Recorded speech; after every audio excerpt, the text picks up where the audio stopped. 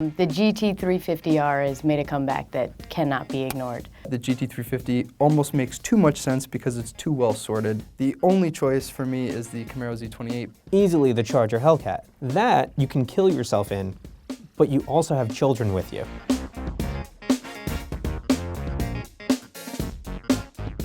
Hello, ladies and gentlemen. I'm Doug DeMuro, and welcome to What Car Should You Buy, your favorite program where internet strangers tell you what car you should buy. Today, we're debating a very important topic. What high-performance muscle car should you buy between the Ford Mustang GT350R, the Chevy Camaro Z28, and one of Dodge's Hellcat models? We've asked our experts to weigh in, and here's what they think. Usually, I like my muscle car vintage. The GT350R has made a comeback that cannot be ignored. It's pretty much almost revitalizing American engineering. So it's putting American engineering back on the map. It is the most sophisticated muscle car that I have seen. Everything from the flat plane crank that allows it to deliver more power and rev higher and sound amazing, to the magnetic suspension. It's a muscle car that's meant for the track, which is something that I think is super special. It's the most high-tech. It's carbon fiber wheels. It's pretty sweet. It's the cheapest out of the three. It's the smallest car. It's the fastest. It arguably makes the best noise out of the three. Would I buy a Mustang 350 GTR, a Hellcat, or a what? Camaro? Camaro. Oh, it's a Mustang, because Mustang sounds like my name, Mustango. In a year from now, someone's going to come out with a car that's like got more horsepower than the Hellcat, or a car that's going to have even wider tires than the Z28. No one is going to come out with like another like flat plane crank Mustang. Even though the other ones are very cool, it's the Mustang, which is the one which is like going to stay more special for like a longer amount of time.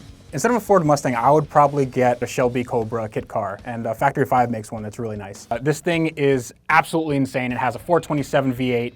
It has power-to-weight ratio that's at least twice as good as any Mustang you're going to get. Honestly, a Mustang's not really a practical car anyway. It's going to be something that you drive on, on the weekend. So if you're going to have a weekend car, might as well make it something insane. The whole point of a muscle car is to be outlandish and attract attention and be ridiculous. And if we're going to do that, the GT350 almost makes too much sense because it's too well sorted. The only choice for me is the Camaro Z28 because it strikes that balance between being a muscle car and also being confused, which I find very attractive in a car, and it also happens to be balls wild on the track, and I like that. You're a bad person if you buy a Camaro over a Chevy Corvette ZR1, and here's why. The Corvette has something the Camaro can never have, and that's exotic status. You can go on any exotic rally in the country and nobody's gonna give you a stink eye. With the Corvette, you have an experience every time you get into the car. It looks better, it handles way better. They go all day long for in the 60s, but you can find them in the 50s now. And it's just an absolute amazing value for money. The problem with the Z28 and the GT350 or GT350R is it's for people who don't think that they can have to make a compromise, that they can have a car that's both for the track and the street. And what anyone ever does in that situation is they immediately ruin their car. If you're like, I'm a track day bro, Mustang GT350R. If you are just looking to kill yourself, Hellcat, right? Because that's the best way to do it, is to get essentially a 20-year-old Mercedes chassis and throw in over 700 horsepower. You go to a meet, you say, I need a Mustang. I need a Mustang. You have a Hellcat. It's a fucking Hellcat. It's a teeth-clenching, like half-lisping, turn around, don't talk, no kissing, lights on, let's just get this done car. If I had to buy a car, would I buy a Mustang, a Camaro, or a Hellcat? I would buy a Hellcat because that sounds like a weaponized comic book hero. It's got to be loud, it's got to be obnoxiously colored.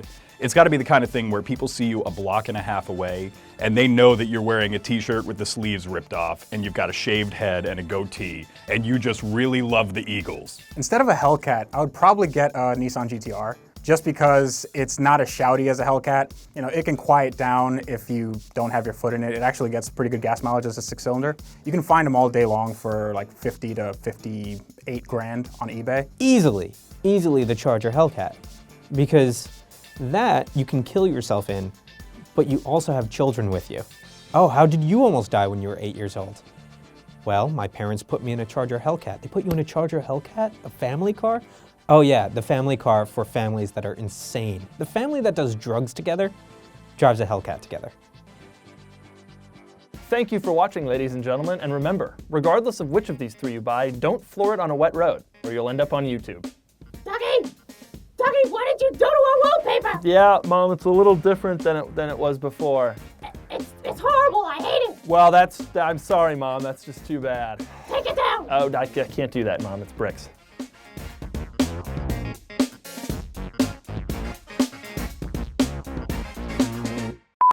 Do I look into the camera right yet? You're just looking at me. Cool. You're very pretty. This is my first time being on camera and I'm very nervous. Here's how I'll prompt you. Oh, if I was in this market, I would get a Camaro Z28. It's fucking great. It's like super fast around the track. I'm Travis Okolsky and I go to the track every day. Although if you do want to kill yourself, Kurt Vonnegut said that cigarettes is the way to go because it's suicide with dignity. I don't know if there's dignity in killing yourself in a Hellcat. Mustang. Oh my God, I actually look like I'm in front of a brick. Yeah, that looks great. Does it look good? Yeah.